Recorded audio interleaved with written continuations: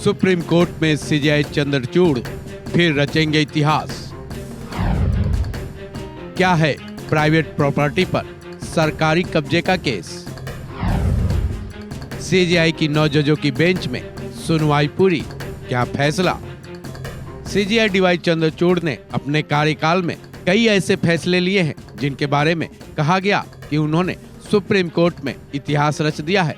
शायद एक बार फिर वो मौका आने वाला है, क्योंकि कहा जा रहा है कि सुप्रीम कोर्ट में एक बार फिर इतिहास रचने वाला है, क्योंकि सुप्रीम कोर्ट में एक ऐसे केस की सुनवाई पूरी हो चुकी है जिसकी याचिका 1992 में डाली गई थी।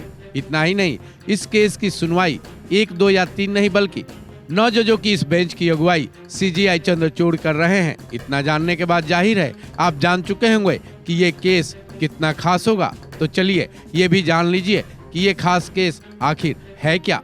दरअसल ये केस प्राइवेट प्रॉपर्टी पर सरकारी कब्जे को लेकर है, जिसकी याचिका 1992 में डाली गई थी। उसके बाद से इस पर कई सुनवाइयां हो चुकी, लेकिन एक बार फिर इस केस के लिए सुप्रीम कोर्ट ने 9 जजों की बेंच गठित की और इस पर सुनवाई की, जिसमें अब सुनवाई पूरी हो चुकी है। सवाल यह है कि आखिर इस खास केस में सीजेआई चंद्रचूड़ की अगुवाई वाली 9 जजों की बेंच ने फैसला क्या सुनाया है, इसके बारे में भी हम बताएंगे। उससे पहले इस केस में सुप्रीम कोर्ट की सुनवाई के दौरान की खास बातों को जान लेते हैं। दरअसल सीजेआई चंद्रचूड़ की बेंच इस केस में इस सवाल पर विचार कर रही थी कि क्या राज्य सरकार निजी संपत्तियों को संविधान के अनुच्छेद 39B के तहत समुदाय की संपत्ति मानते हुए उस पर कब्जा करने का अधिकार रखती है। इस मामले में सुप्रीम कोर्ट में 16 याचिकाएं पड़ी थी, जिन पर सुनवाई हुई।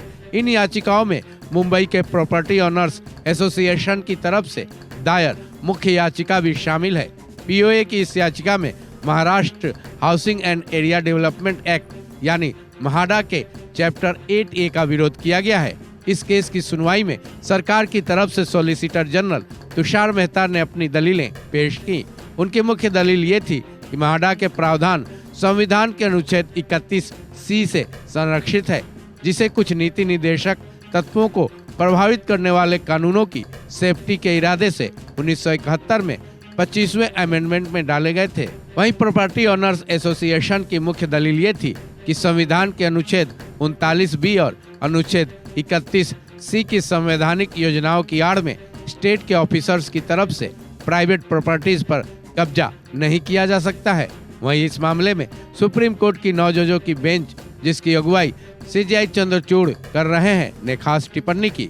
बेंच के मुताबिक संविधान का उद्देश्य सामाजिक परिवर्तन की भावना लाना है। ऐसे में ये कहना खतरनाक होगा कि किसी की निजी संपत्ति को समुदाय का भौतिक संसाधन नहीं माना जा सकता और सार्वजनिक भलाई के लिए स्टेट की तरफ से उसका अधिग्रहण नहीं किया जा सकता है।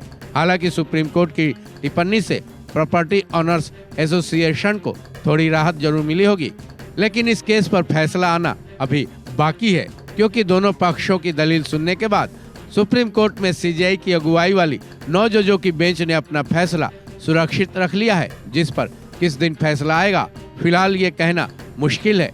बहरहाल अब दोनों पक्षों को इस फैसले का इंतजार बेसब्री से है। इस खबर में बस इतना ही।